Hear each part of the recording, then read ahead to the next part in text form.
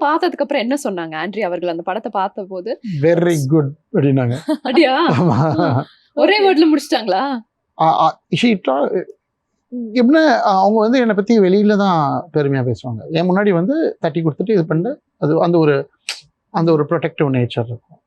படம் ஃபுல்லா பார்க்கும்போது ஒரு சில ரிவ்யூஸ் எப்படி வருதுன்னா, ஆண்ட்ரியா தான் வந்து ஃபுல் கதையும் வந்து டேக் ஓவர் பண்ணி கொண்டு போற மாதிரி இருந்திருக்கு அப்படின்னு சொன்னாங்க. மேபி இது வேற ரோல் ஒருத்தவங்க பண்ணியிருந்தால் கூட, இன்கேஸ் அவங்க ப்ரொடியூசரா இல்லாம வேற ஒருத்தவங்க இந்த ரோல் பண்ணியிருந்தாலும் இதே மாதிரி தான் இருந்திருக்குமா கதைக்களம்? அந்த கேரக்டர் அப்படிதான். ஏன்னா அவங்க கேரக்டரை வச்சுதான் உடைக்கவே முடியாத ஒரு ஆளை, எந்த ஒரு ஆசாபாசமும் இல்லாத ஒரு ஆளு, யூ கேன் நாட் டிஃபீட்டர் அப்படின்ற ஒரு ஆளை டிஃபீட் பண்ணோன்னா எப்படி பண்ணலாம்?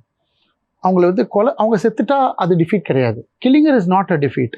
You have to break her confidence, you need to break her, you need to cause pain to her.